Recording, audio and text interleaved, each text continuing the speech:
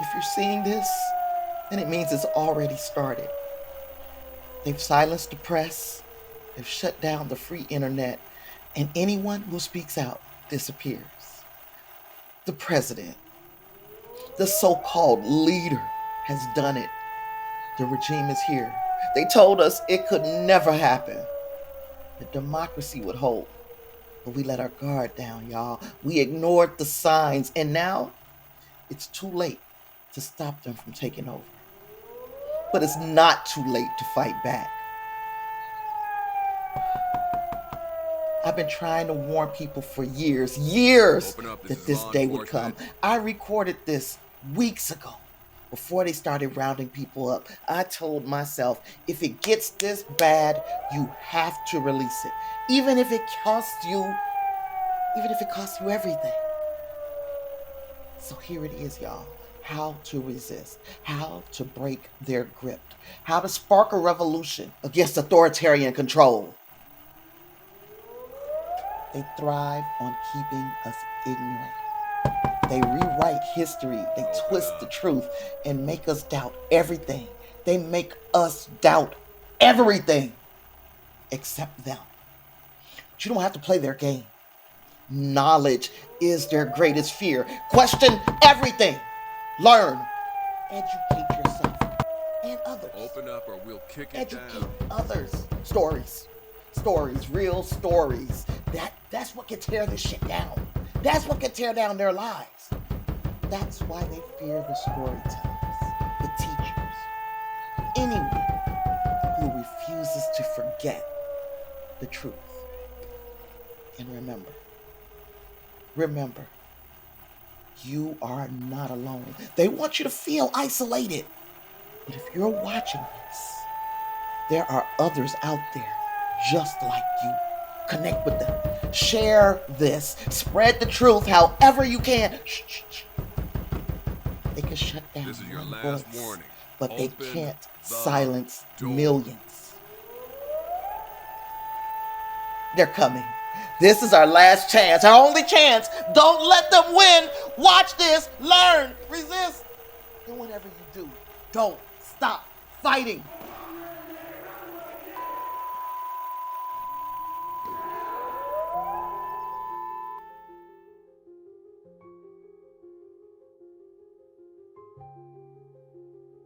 What if the key to resisting oppression wasn't brute force, but the power of knowledge? What if survival depended on your ability to think critically, to educate others, and uncover hidden truths? Octavia Butler's works challenge us to see literacy, education, and storytelling as the ultimate weapons against authoritarian control. In her novels like Dawn, Kindred, and the Parable series, Miss Butler unravels the dangerous allure of authoritarian regimes and the insidious ways they control narratives and strip away agency. But she also shows us how we fight back with truth-telling, education, and solidarity. Her characters preserve history, question power, and use critical thinking to resist exploitation. Today, as misinformation spreads and freedoms are challenged, Miss Butler's message is more relevant than ever. Her stories aren't just fiction, they're blueprints for resistance. So, how do we use the tools she left us to reclaim agency, fight oppression, and rewrite the future? Let's explore Octavia Butler's masterclass on resistance, one story at a time.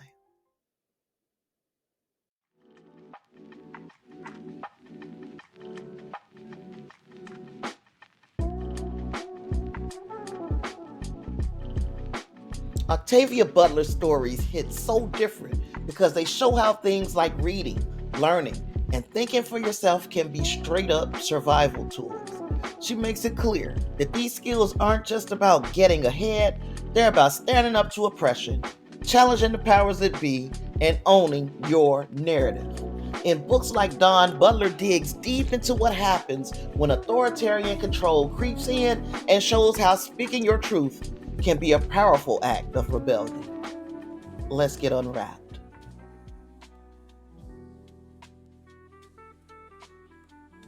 Well, more like a month ago, when we thought democracy was in great hands, that we were on good footing, and the only thing I wanted to do was share with a group of like-minded individuals about how Octavia Butler's works were a blueprint on how to avoid being oppressed.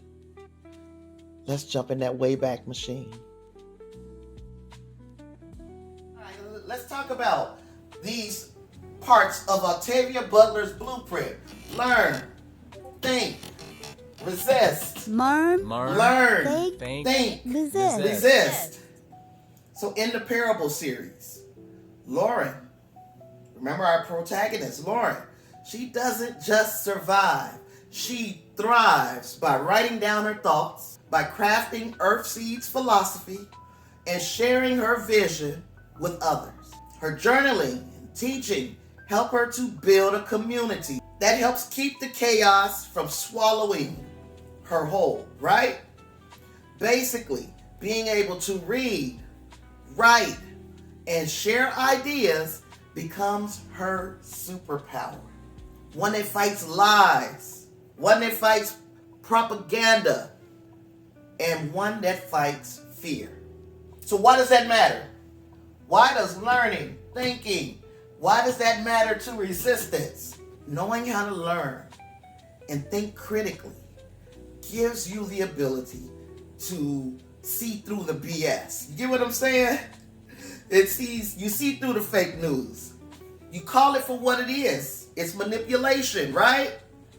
And you build smarter, more connected community. And Dawn, remember our protagonist Lilith. Lilith has to deal with some wild situations. You got aliens who want to fuse their DNA with humanity. She doesn't just roll with this. Lilith says no. She uses her brain. She figures out what their real intentions are, their real motives, and she protected her autonomy. Lilith's ability to question everything keeps her from being just another pawn in the game. So what are our takeaways from this? Thinking critically isn't just about some school buzzwords. Thinking critically is how you spot when someone's trying to play you. You challenge the system, and then you plan your next move. You're not just moving without purpose. Your steps have purpose. It's the antidote. It is the vaccine against blindly going with the crowd and doing what they're doing, or just staying stuck in an oppressive system. Ms. Butler's work is all about sharing how knowledge, education, thinking for yourself are the ultimate tools for resistance, fighting back. Any questions? I really enjoyed giving those talks. To think I took for granted that I would see that group the very next week. Yeah, so week 2, I was prepared to tell them how authoritarian regimes play with the truth. See, authoritarian regimes are like master manipulators. They twist the truth, they control what you see, and they silence anyone who calls them out. They rewrite history. They lock down the media and crush voices that don't vibe with their agenda. Why? Well, to make themselves look legit while shutting down the competition. That's why. And there are a few examples from Octavia Butler's works that hit home. See, those manipulators might bury the truth about past injustices, just like the historical amnesia in Kindred. When you don't know the full story, it's harder to connect the dots to today's oppression. Or Or they'll use propaganda to paint certain groups as the enemy, stirring up hate and fear, kind of like the scapegoating we see in Octavia's parable series. And then they play the game of confusion. So on top of all of that, burying the truth and propaganda, these regimes thrive on surveillance and misinformation. They're always watching and feeding people lies to stir up mistrust and chaos. The goal The goal is as it's always been with these types of people. They keep communities so divided and confused that they can't come together to fight back. Octavia Butler's work shows us how dangerous it is when those in power control the entire narrative. Recognizing these tactics is the first step to breaking free. I decided then that I would continue my quest to tell how Octavia Butler gave us the blueprint, what she told us to do, what books to find the relevant information in. I would not be silenced. I would do my best to mobilize my small community and for us to be ready for whatever the government planned next. And that was almost a month ago, nearly a month ago. Just look at how fragile democracy really is. 1 month ago, we were discussing how democracy couldn't fail. But if it did, we had these blueprints and things that we could do to keep the ship intact. And 1 month later, it feels like the bottom has fallen out.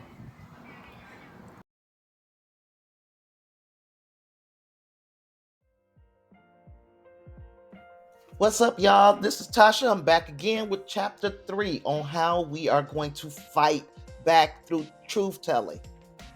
I'm here for a good time and not a long time, so let's get into it.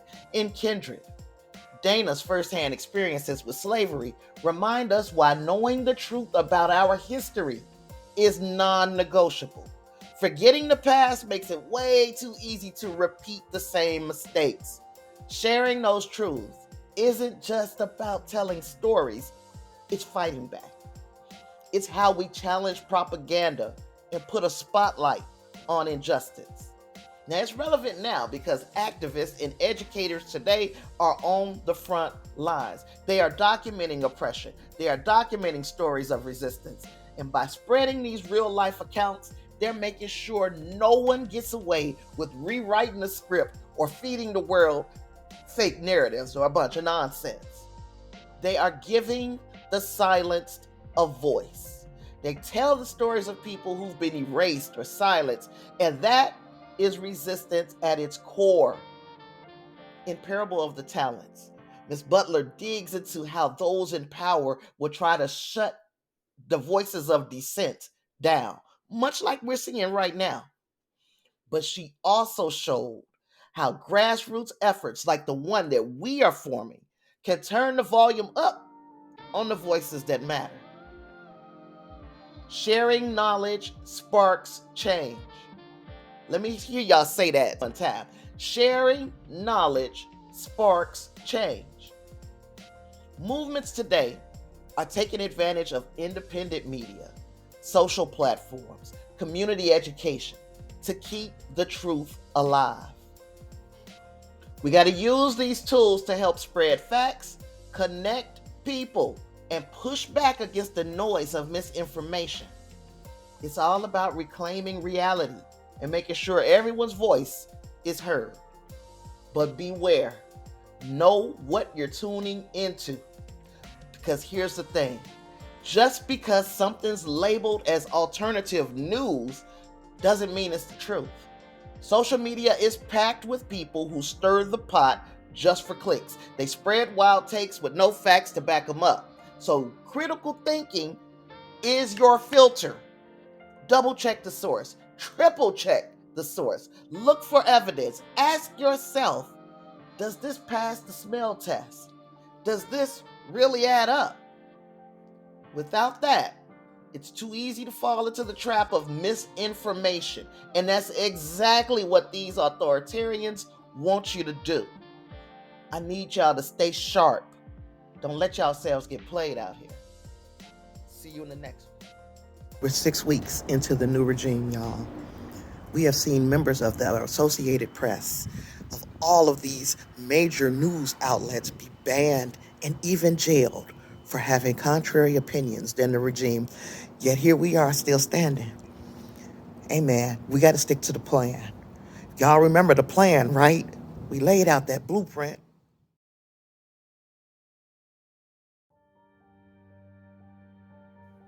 All right, today we're going to be talking about Octavia Butler's Dawn and questioning power structures. At first glance, the Oankali and Dawn seem like humanity's best friends. Matter of fact, they seem like some saviors. They swoop in after the planet's destruction, offering survival. But here's the catch. Their help comes with strings. Long strings. The Oankali genetically tinker with the humans, claiming it's all for the greater good of both species. But in reality, they are stripping humanity of all of their autonomy. Now, Lilith, our protagonist, her journey is all about navigating these murky waters, questioning the motives of the Oankali, pushing back and grappling with these moral gray areas of their so-called authority. The big takeaway from Dawn is that power structures love to disguise their control as kindness. They'll tell you it's for your benefit while taking away all your choices and all your freedom. Ms. Butler challenges us to dig deeper and ask the tough questions. Is this really for the greater good? Or is it just exploitation in disguise? Now, Lilith, in the story, she doesn't get a say in her role as humanity's go-between, and that lack of choice is key. It's a reminder of what happens when systems or leaders impose decisions without accountability. When people are stripped of their agency, it's easier to enforce blind obedience and to crush voices of dissent. So, what we learn from that is to recognize when power is overstepping. We need to make sure that we see that the first time, because that is the first step to fighting back, whether it's in a fictional alien world or the real world. It's about knowing when to say enough is enough. Now, Ms. Butler doesn't give us any easy answers. That's when we use that critical thought. See, in Dawn, there's constant tension between going along with the system to survive and resisting to keep your identity and your autonomy intact. It's a balancing act, and it's real. In this authoritarian system, the fight to survive often collides with the fight for freedom. It's up to individuals and communities to figure out when to adapt and when to fight back. We got it? We have to work together to learn when is the best time to fight and when is the best time to flee. But we always come back to the fight. See you next time. People who have spoken out have had to go into hiding. Who would have thought 3 weeks ago I would be known as a political dissident? They'll be coming to your doors, y'all. You think I'm making this up? They'll be coming to your doors. They're coming to get anybody who is speaking out against this new regime. But it's not too late. Continue the fight. Stay strong. Stay vigilant. Stay woke.